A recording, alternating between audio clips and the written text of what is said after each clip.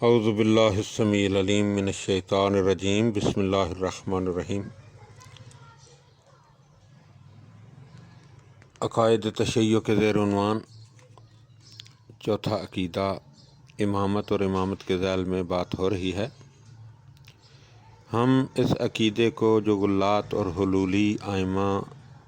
اطہار علیہم السلام کے بارے میں رکھتے ہیں بے بنیاد سمجھتے ہیں۔ وہ بات جو یہ لوگ کہتے ہیں حد سے بڑی ہوئی اور بہت بڑی ہے، اس کے بجائے ہمارا اعتقاد یہ ہے کہ تمام ائمہ اطہار علیہم السلام ہماری ہی طرح کے انسان تھے، ہمارے ہی جیسے فرائض اور ذمہ داریاں وہ بھی رکھتے تھے۔ البتہ فرق یہ ہے کہ وہ چونکہ ممتاز اور پاک بندے ہیں، خدا تعالیٰ نے ان کو اپنے مخصوص بندوں میں سے قرار دیا ہے اور ان کو ولایت کا بلند مقام، عزت اور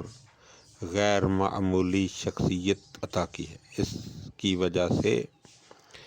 وجہ یہ ہے کہ یہ لوگ علم، زہد، بہادری، بزرگی، پاکیزگی وغیرہ میں انسانی فضائل کے بلند ترین مدارج پر فائز ہیں، اور تمام اچھی اخلاقی خصوصیات اس طرح مالک ہیں کہ کوئی دوسرا انسان اس راستے میں ان کے برابر نہیں ہے۔ اسی سبب سے وہ اس کے سزاوار ہیں کہ پیغمبر خدا صلی اللہ علیہ وآلہ وسلم کے بعد شرعی احکام، دینی نکات اور فیصلہ طلب معاملات میں اور دین، شرعی قوانین اور قرآن مجید کی تفسیر اور تشریح سے تعلق رکھنے والی باتوں میں مرجع خلائق ہوں۔ امام جعفر صادق علیہ السلام ارشاد فرماتے ہیں کہ ما جاءکم ان منا یجوز ان یکون فی المخلوقین ولم تعلموہ ولم تفہموہ فلا تجحدوا وردوا الینا وما جاءکم ان مما لا یجوز ان یکون فی المخلوقین فجحدوہ ولا تردوہ الینا۔ معصوم فرماتے ہیں جو بات ہم سے نقل کی جاتی ہے جب وہ عقل اور فطرت کے اصولوں اور قاعدوں کے لحاظ سے ممکن ہو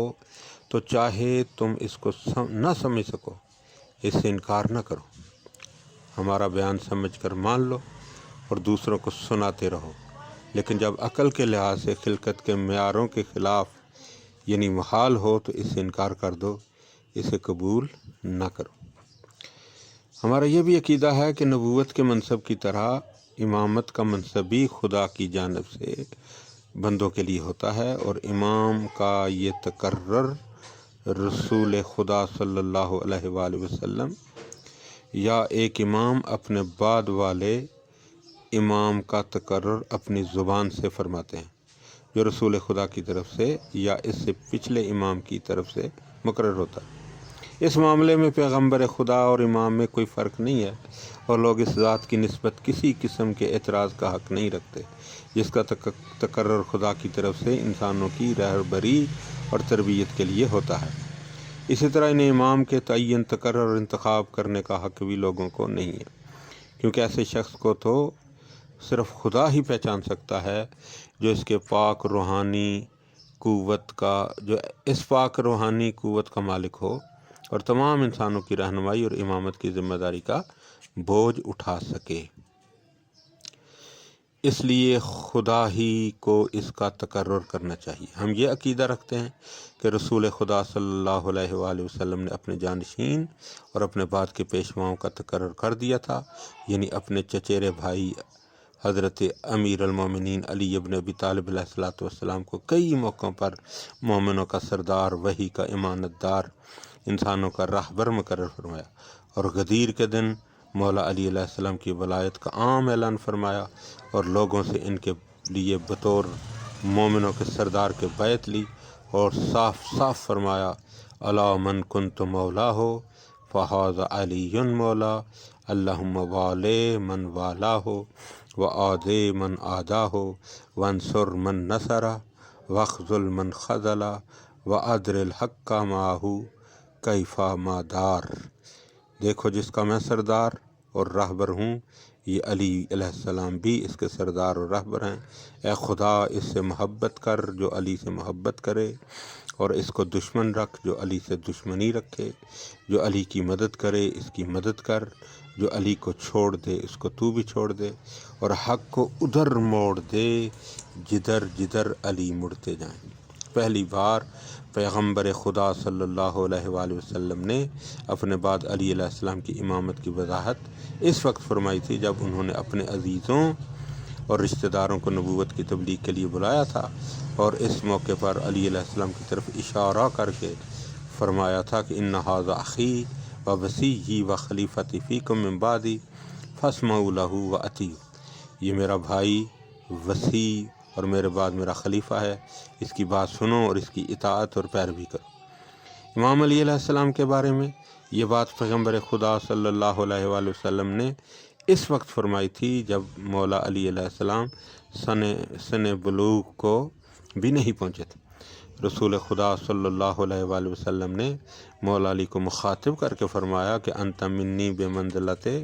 ہارون من موسیٰ الا انہ لا نبی بعدی،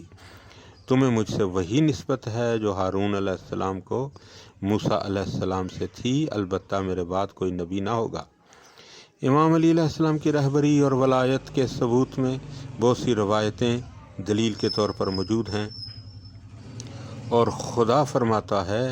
کہ انما ولیکم اللہ ورسولہ والذین آمنوا الذین یقیمون الصلاۃ ویؤتون الزکاۃ وہم راکعون، کہ در حقیقت تمہارا سردار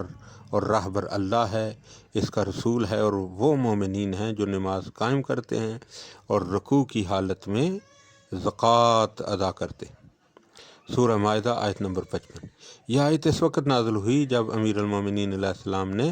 حالت رکوع میں ایک محتاج کو اپنی انگوٹھی بطور خیرات عطا کر دی۔ اس کتاب امام 12 ہیں۔ ہم عقیدہ رکھتے ہیں کہ امام اور رہنما جو برحق ہیں اور شرعی مسائل میں مرجع خلائق ہیں